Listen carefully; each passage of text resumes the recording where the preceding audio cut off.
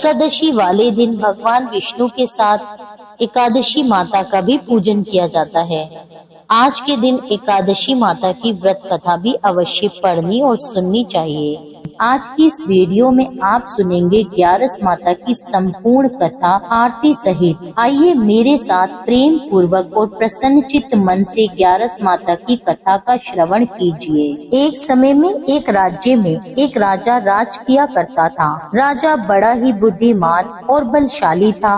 राजा हर समय अपनी प्रजा का भला करता था। प्रजा भी अपने राजा से बहुत प्रेम करती थी। राजा की 2 पुत्रियां थी। वे दोनों ही पुत्रियों से बहुत प्रेम किया करता था। राजा की छोटी पुत्री देखने में बहुत सुंदर और आकर्षित थी, परंतु राजा की बड़ी बेटी छोटी बेटी की तुलना में कम सुंदर थी। राजा की छोटी बेटी ग्यारस माता की पूजा करती थी और सभी लोग राजा की छोटी बेटी से बहुत प्रेम किया करते थे और उसकी बहुत प्रशंसा भी किया करते थे। इसी कारण राजा की बड़ी बेटी अपनी छोटी बहन से नफरत करती थी। राजा की दोनों बेटियां जब बड़ी हो गई, तब एक पड़ोस में रहने वाला राजकुमार राजा की बड़ी बेटी के लिए रिश्ता लेकर आया, परंतु जैसे ही उस राजकुमार की नजर राजा की छोटी बेटी पर पड़ी, तो वह राजकुमार राजा की छोटी बेटी पर मोहित हो गया और उससे पहली ही नजर में प्रेम कर बैठा। राजकुमार ने राजा की बड़ी बेटी के साथ विवाह करने से मना कर दिया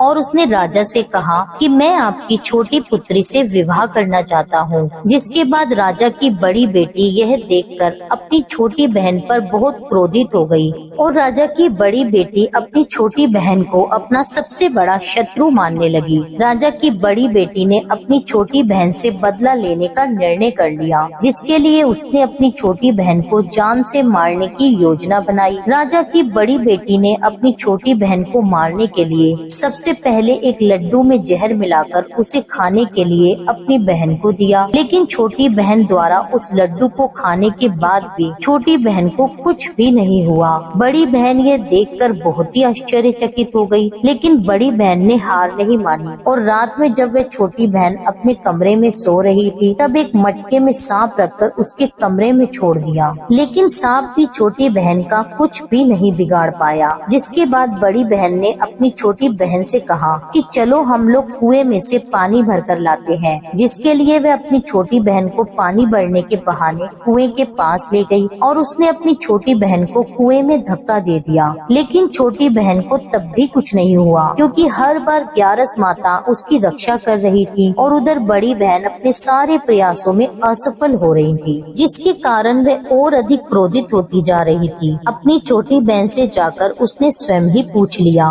उसने अपनी छोटी बहन से पूछा, तुमको पता है कि भगवान ने सबकी मृत्यु एक निश्चित समय पर लिखी हुई है और कैसे तुम्हारी मृत्यु होगी, क्या तुम जानती हो? तब छोटी बहन ने बड़ी बहन को बताया, हाँ मैं जानती हूँ मेरी मृत्यु कैसे होगी। छोटी बहन से यह सुनकर बड़ी बहन मन ही मन बहुत प्रसन्न हुई और उसने अपनी छोटी बहन से कहा कि तुम मुझे अपनी मृत्यु का राज बताओ। छोटी बहन ने अपनी बड़ी बहन से कहा कि मेरी मृत्यु तो एक तोते में है, जो तोते के गले में एक हार है उससे मेरी मृत्यु होगी। जब तक कोई भी व्यक्ति तोते को मारकर वह हार अपने गले में पहनेगा तो मैं मूर्छित हो जाऊंगी और जैसे ही उस हार को अपने गले से उतारेगा तो मैं वापस से जीवित हो जाऊंगी। अपनी छोटी बहन का यह राज सुनकर बड़ी बहन बहुत प्रसन्न हो गई और उसने अपनी छोटी बहन को मारने के लिए उसके पालतू तोते को ढूंढना शुरू कर दिया और छोटी बहन को इस बात का आभास भी हो गया था कि कोई उसकी जान लेना चाहता है, जिसके लिए वह अपने पिता के पास गई और उसने अपने पिताजी से कहा कि हे पिताजी, मेरी मृत्यु के बाद आप मुझे जलाइएगा मत, बल्कि आप मुझे अपनी पुरानी वाली हवेली में एक पलंग पर लेटाकर छोड़ दीजिए। अपनी छोटी लड़की की यह बात सुनकर राजा बड़ा ही हैरान हुआ। राजा ने अपनी बेटी से पूछा,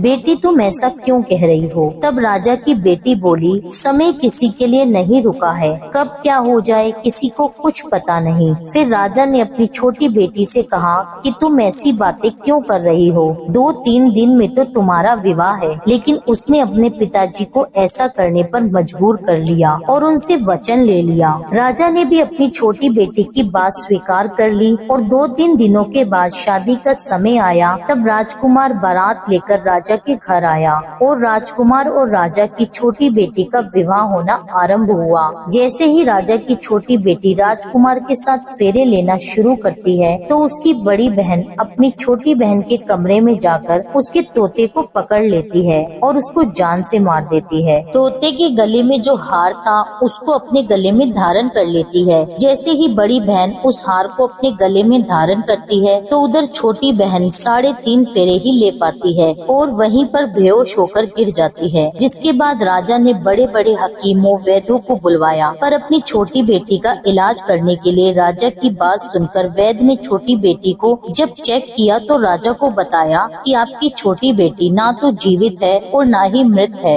मैं ऐसा पहली बार देख रहा हूँ। राजा ने सारे वैद्य हकीमों को यह बात बाहर बताने से मना कर दी और उनको कहा, अगर ये बात तुमने किसी को बाहर कही तो हम तुम्हें मृत्यु दंड दे देंगे। राजा ने अपनी छोटी बेटी को पुराने महल में जाकर एक पलंग पर लेटा दिया और वहाँ पर कुछ सैनिकों को तैनात कर दिया। राजा वापस अपने महल में लौट आया। राजा की बड़ी बेटी अपने पिताजी के पास आई और कहने लगी, पिताजी, अगर ये शादी संपन्न नहीं हुई तो आपकी इज्जत का क्या होगा? आप कहें तो मैं आपकी इज्जत बचाने के लिए राजकुमार से विवाह करने के लिए तैयार हूँ। जिसके बाद राजा ने अपनी बड़ी बेटी की बात मान ली और राजा ने अपनी बड़ी बेटी को छोटी बेटी का जोड़ा पहनाकर विवाह मंडप में बिठा दिया। परंतु राजकुमार ये जान गया कि ये राजा की छोटी बेटी नहीं है बल्कि ये राजा की बड़ी बेटी है। लेकिन जब राजकुमार ने विवाह करने से मना किया तो सभी लोगों ने राजकुमार को विवश करके बचे हुए फेरों को संपन्न करा दिया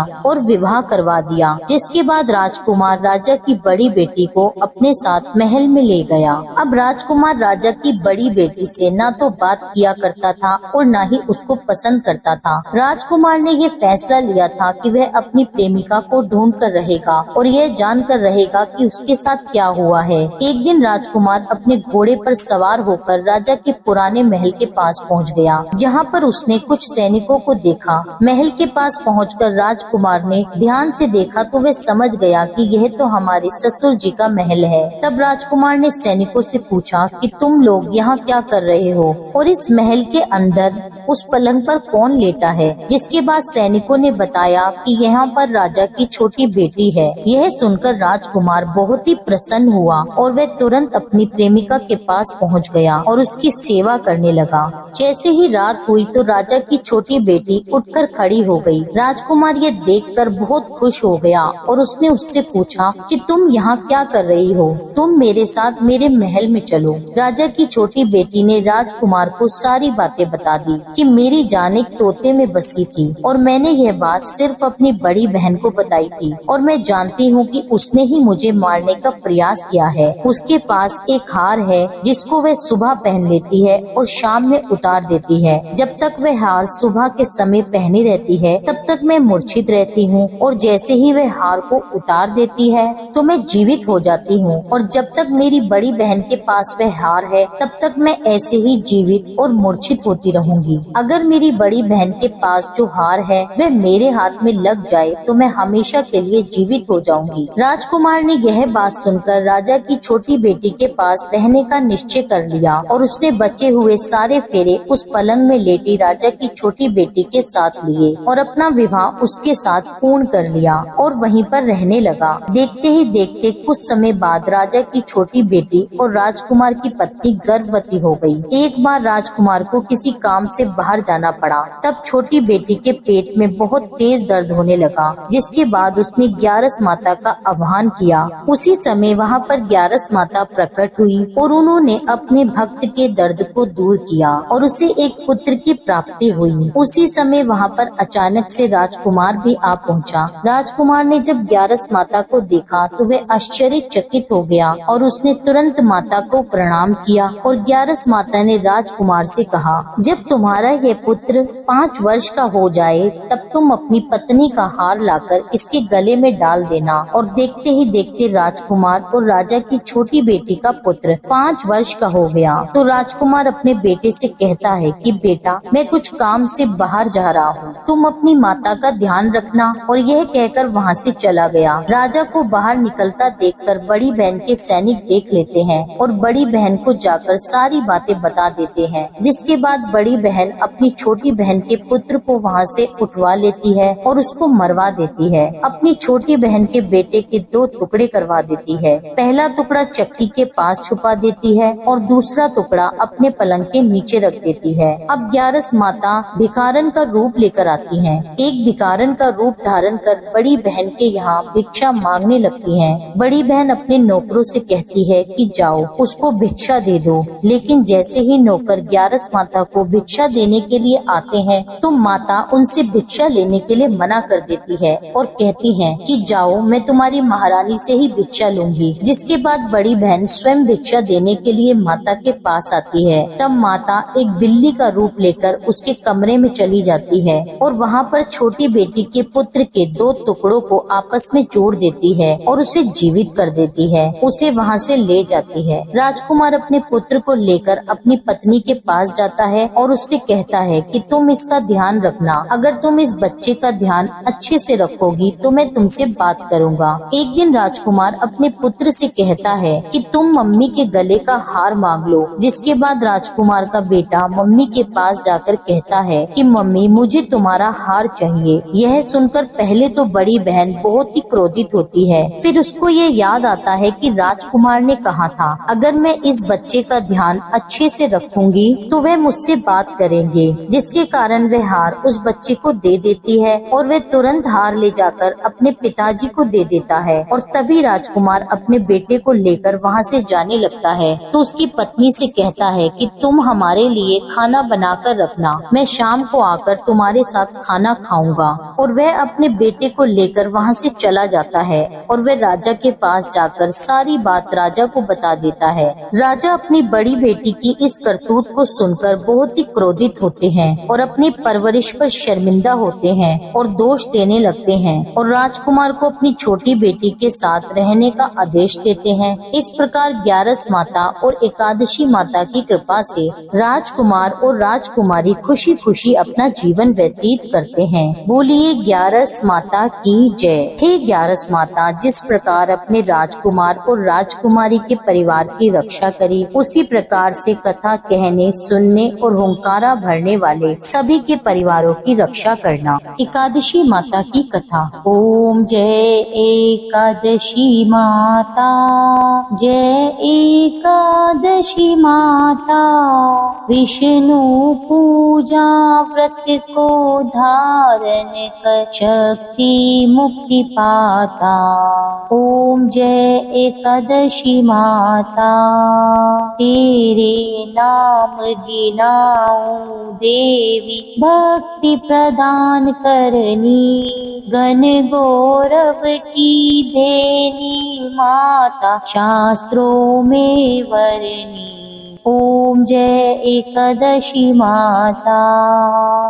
मार्गशीर्ष के कृष्ण पक्ष की उत्पन्ना, विश्व तारिणी जन्मी, शुक्ल पक्ष में हुई मोक्षदा, मोक्षदाता बन आई। ओम जय एकादशी माता। पोष के कृष्ण पक्ष की सफला नामक है, शुक्ल पक्ष में होए पुत्रदा, आनंद अधिक रहे।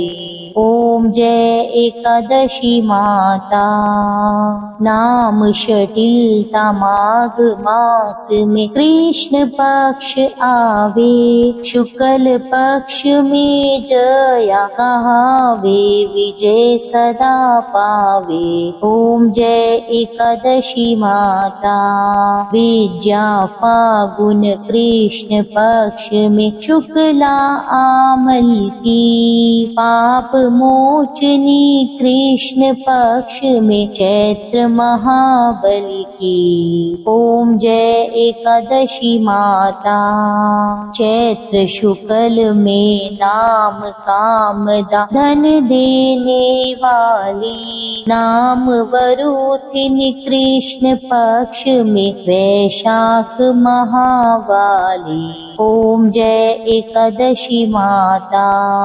शुक्ल पक्ष में होए मोहिनी अपरा ज्येष्ठ कृष्ण पक्षी, नाम निर्जला सब सुख करनी शुक्ल पक्ष रखी। ओम जय एकादशी माता। योगिनी नाम आषाढ़ में जानो कृष्ण पक्ष करनी, देव शयनी नाम कहायो शुक्ल पक्ष धरनी। ओम जय एकादशी माता। कामिका श्रावण मास में आवे कृष्ण पक्ष कहिए, श्रावण शुक्ला होए पवित्र आनंद से रहिए। ओम जय एकादशी माता। अजाभाद प्रद कृष्ण पक्ष की परवर्तनी शुक्ला, इंदिरा आश्विन कृष्ण पक्ष में व्रत से भव सागर निकला। ओम जय जय एकादशी माता। पंपकुशा है शुक्ल पक्ष में आप हरनहारी, रमा मास कार्तिक में आवे सुखदायक भारी। ओम जय जय एकादशी माता। देवोत्थानी शुक्ल पक्ष की दुख नाशक मैया, पावन मास में करो विनती पार करो नैया। ओम जय एकादशी माता। परमा कृष्ण पक्ष में होती जन मंगल करती, शुक्ल मास में होए पद्मिनी दुख दरिद्र हरणी। ओम जय एकादशी माता। जो कोई आरती एकादशी की भक्ति सहित गावे, जन गुर दिता स्वर्ग का वासा निश्चय वह पावे। ओम जय एकादशी माता। यह थी एकादशी माता की संपूर्ण कथा और आरती सहित। उम्मीद करती हूँ यह वीडियो आपको पसंद आया होगा। कथा अच्छी लगी हो तो इसके लिए मेरे चैनल को सब्सक्राइब कर लीजिए। वीडियो को लाइक करके कमेंट में लिख दीजिए 11 माता की जय। मिलती हूँ आपसे एक अगली वीडियो में, तब तक के लिए जय श्री राधे।